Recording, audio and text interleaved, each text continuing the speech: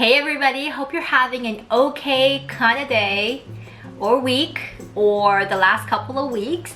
I figured I'd come on here and throw up an extra video this week. Wasn't really pre-planned, but I was looking for, a way to entertain myself as well, as I'm sure for a lot of you, whether you're trying to stay productive while staying at home or you're trying to entertain yourself while you're staying at home. Either way, I am here with you, and I thought we'd just do a bit of a mini haul, and I'll show you some paper related things I picked up recently. There's not too many things, but this will be a slightly longer video because I'm going to show you a top-down view and flip you through in detail some of these items I'm about to show you.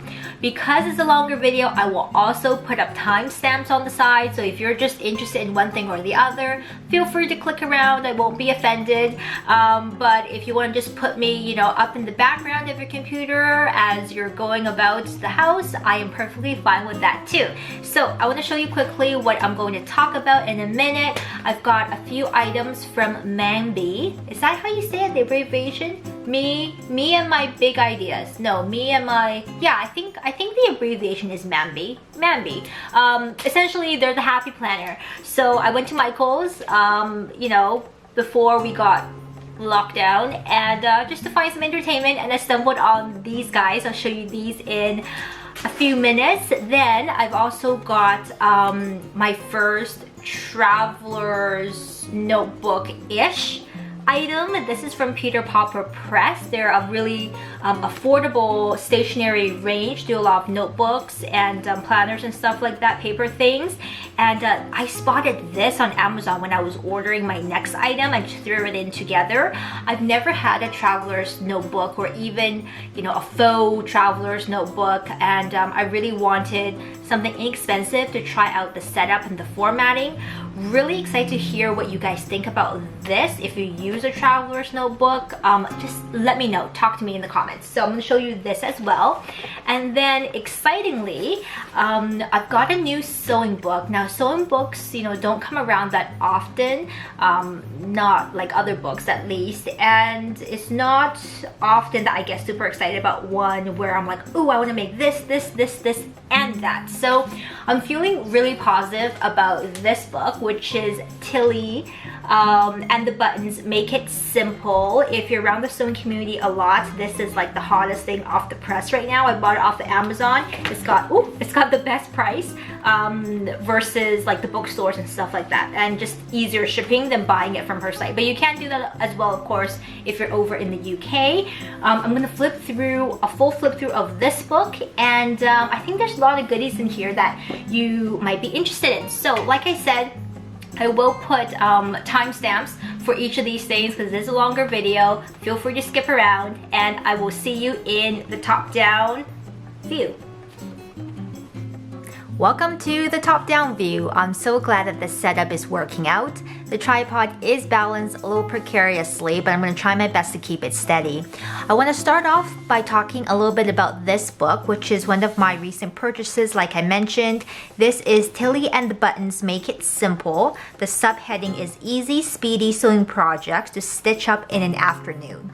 And this is Tilly, by the way, wearing one of the projects. I believe this is her third or fourth book already, and this is the latest one.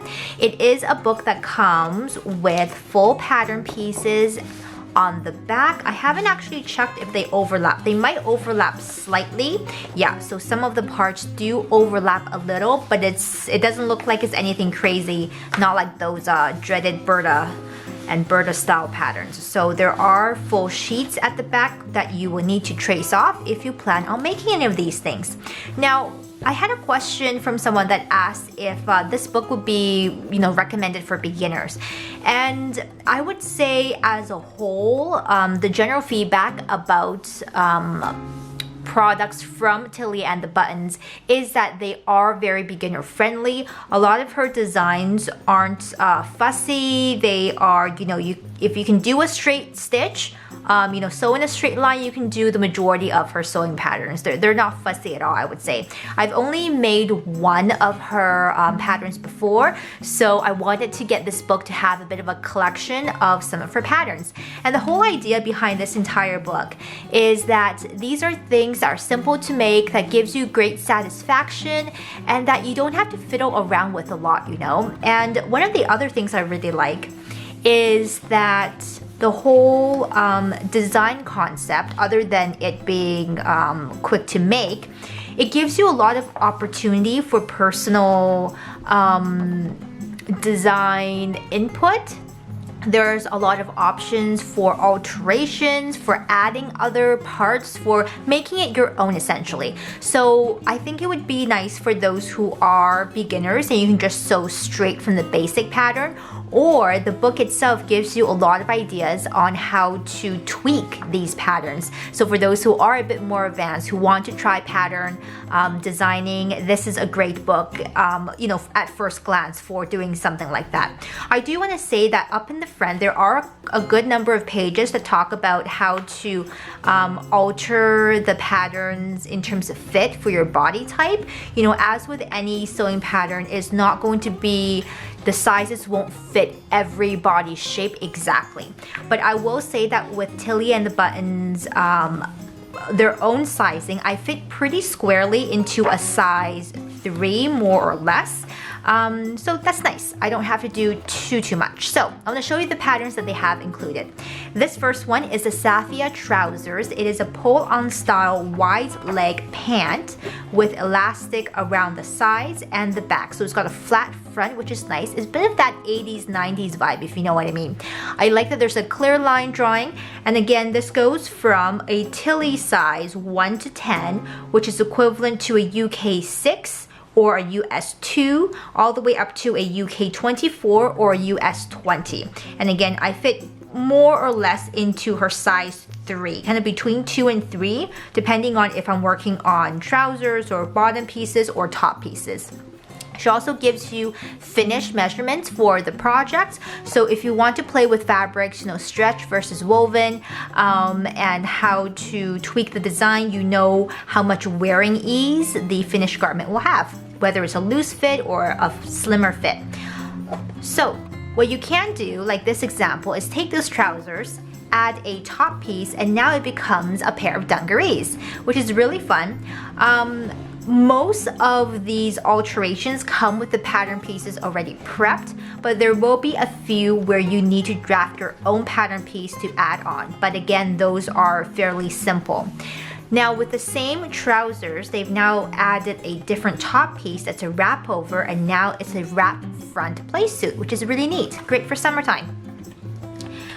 As you can see, most of her patterns are very playful and also, you know, shown in the choice of fabrics that she decided to make these in. This is the Tabitha t-shirt, which I would say is similar to a ringer style t-shirt with the neckband here. Of course, as with all t-shirts, you can make it into short 3/4 or full-length sleeves. Pretty straightforward there. And then you can draft your own bottom half to make a drawstring dress. So this will still be a knit dress, but then just with these, the bottom half. And bottom of dresses and skirts are generally pretty simple, and she gives pretty clear instructions on the side on how to make that pattern piece yourself. Then we've got the Suki dress, which is one of the designs that really caught my eye. I think it's very deceiving. It looks kind of shapeless, you know, like a potato sack, if you will. Hey, if you're into that kind of Scandinavian design, that's cool. But for me, there's one variation of the Suki dress that really drew my attention. So if you really look at this one, it's more just a pullover style, super simple, get it over your head and you're done. It's got, I think they'll call this drop shoulder, but really this is not your shoulder anymore. This is more like a grown-on sleeve, right? But what they've done in one of the iterations is, side note, color blocking. That would be super cool in 80s. I love this version of the Suki. What they've done is added a belt that's almost like an obi belt-ish. It's a wider belt with belt loops. And suddenly, I think this is now super cute and super stylish. I love just this whole situation going on. Then they've got the Bertha cardigan, which again offers a lot of opportunities for color blocking. If you look at the design here, you've got cuffs, you've got this almost like a raglan situation, then you've got the front piece, you've got neckband, right? But what you can also do is make this front piece into pockets. So now you've got front pockets, and you can do a thumb hole in the cuff. I've never done a thumb hole, but they've shown you how to do it here, which I think will be really fun. I'm excited about the Bertha cardigan for sure. Next, we've got the Juno pajamas, which is the top and the bottom. You know, easy, cozy PJs to make in some stretch fabric. This is not my favorite calling, but I think there are things I could do with the bottoms to make it more interesting. Cut off the bottom of the PJ and you get, you know, pajama shorts. I'm not super into the way that she's done or suggested that you do the elastic, but again, that's an easy fix for someone who has sewn a bit, so I'm not worried about that either. Okay, this is the olive pinafore, and this is very retro. It's like, you know, 60s, giving you that feeling. Little bit giving you also the idea of like the Francois from Tilly and the Buttons, if you've made that before. These are snap buttons. They're not buttonhole and real buttons. You just insert the snaps. It's got shaping. This is one of the few designs that has more shaping in it. And this one has a neck facing. It's cute, but it's not generally my style, but I'm not against it. That will probably be the last thing I would try to make. They show you how to do pockets if you want to add pockets, you know, stuff like that. And if you want to add like a little back tab, which is very retro. So yeah, that's kind of the Tilly and the Buttons. Make it simple. If you are interested in this, I think currently Amazon, or at least Amazon Canada, has the best price. Alright, this is the second item I wanted to show you. Side note, the sun is slowly chasing us. Hello. We'll see if we can make it through without getting blinded. This I bought also off of Amazon. It was a great price, you guys. I've never been into traveler's notebooks until very recently. I was watching some artists and illustrators and just creatives in general, and a lot of them have the Midori/traveler's notebooks. Now, this is not a real traveler's notebook. This is called the Voyager Notebook, but the concept and the use of it is pretty much exactly the same. This is from the brand Peter Popper Press. They're a really great, affordable stationery line. They do notebooks, mostly paper products, journals, stuff like that. Now, I picked this up partially because of the color and the fact that it was like $13 Canadian. I was trying to get a free shipping or something. I was doing something, and I figured I'll try this one out. So, the concept of these, if you don't know, is a cover that has an elastic closure. And then, I'm going to take this off for a second. You have removable small notebooks that you can take, you know, out and put in and all that kind of stuff. So it comes already pre-set up for you like this. So if you are a beginner or you just want to give the concept a try, which is where I am right now, it's nice to have an all-in-one. So it comes with a plastic pocket that is, you know, has pockets like this. And then it has a zipper pouch on the back, and this just slides in and out. The elastic goes all the way through the center. That's why you can keep the notebook secure. So it comes with 3 notebooks, one that has lined pages. And I would say the paper is a medium thickness. Probably, oh, you know what? I don't want to say anything without actually looking it up, but it feels like an 80-ish GSM type of paper in my hands. So that's one notebook. Then you have a dot grid notebook.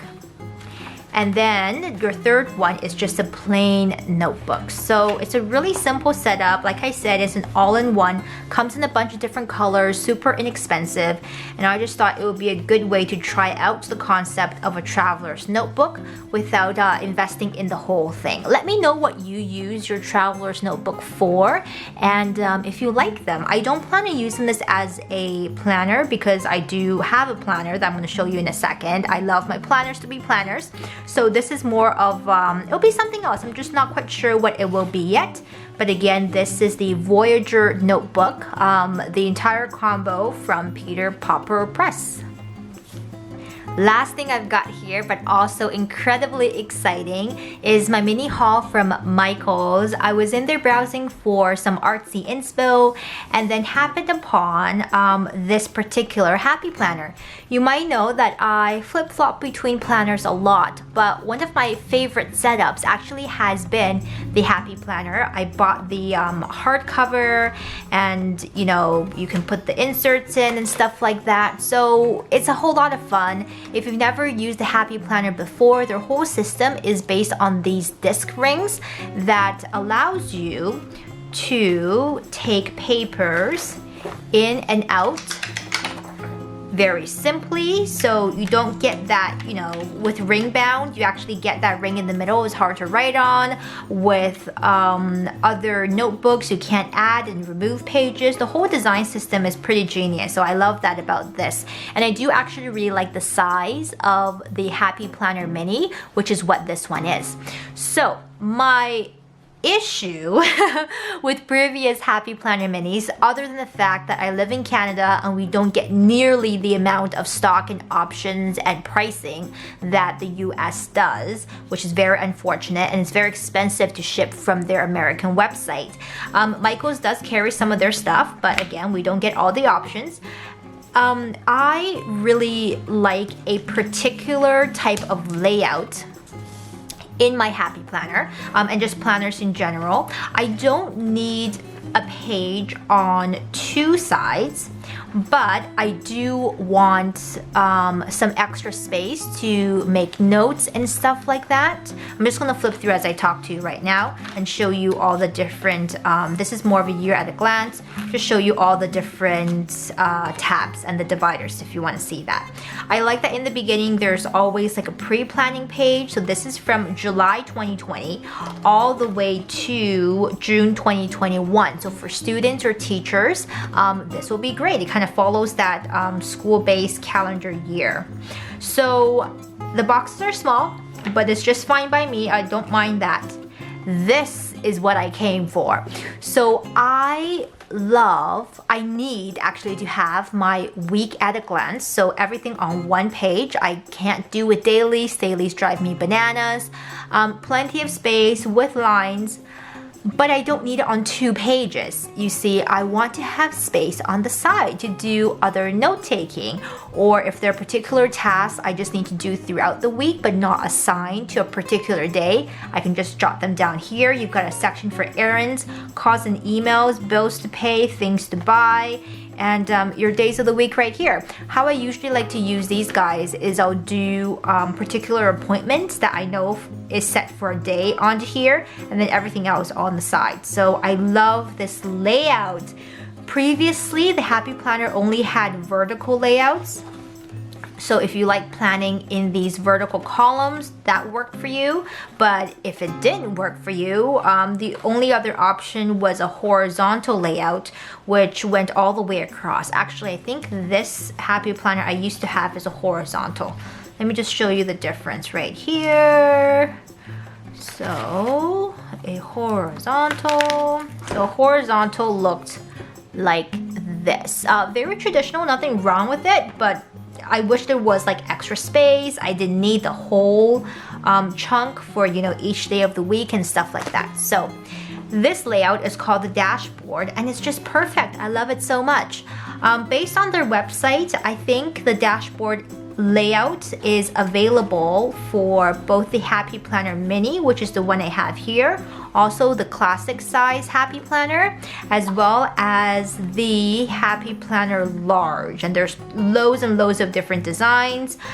I am not super into these particular dividers and just the whole general design theme, but this was the only one in the mini I could find that had the dashboard layout, so I'm just gonna go with it. It doesn't bother me too much, but if I did have a preference, I probably would have gone for farmhouse or homebody. Those are super cute. So that is the Happy Planner Mini, and it just says "Stay Rad" on the front. I'm going to switch out this cover for my more robust black cover when the time comes. Now, because this starts in July 2020, and we're still a few months away, I still wanted to go back and use my Happy Planner. So I bought some inserts. So these are the wrong collaboration inserts. They're just Happy Planner paper, but I like the idea that you can use this as a setup for a weekly design because you've got it already semi-sorted for you. So that really drew me in.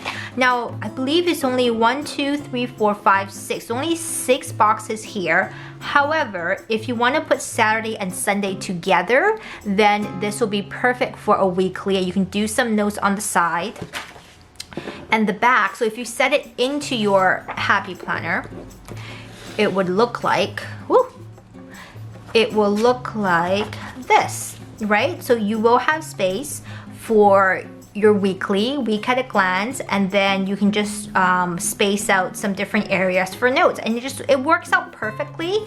And what I'm going to do with this is start putting it into my little setup, and I'll just mark the dates myself. I will need to add in a monthly page, but we're like end of March now. I just need April, May, and June. I just need 3 months, and I can use these loose paper to create my DIY little Happy Planner setup until this starts kicking into July 2020. So super stoked about this. If you want to see a video on how I'm going to set up my little DIY situation, let me know and drop me a comment. And you've reached the end, but hopefully there'll be another video coming at you soon, or feel free to click around to one of my other recently uploaded videos. I think I put one up just a few days ago, so go watch that if you haven't already. I believe it was a draw with me video where I was doing some things on my scrapbook. So really, be well, be safe. I look forward to chilling with you over on social media. Been spending a lot of time on Instagram, been doing a lot of sewing, gardening. I've just started planting things out in my balcony garden. I love to hear how you've been keeping yourself occupied, and what are you into nowadays? Like what's been driving your motivation? Like, is it a new hobby? Have you got into something different? Let me know in the comments down below, and I will see you very soon, hopefully in another video in a few days time. Take care, everybody. Bye.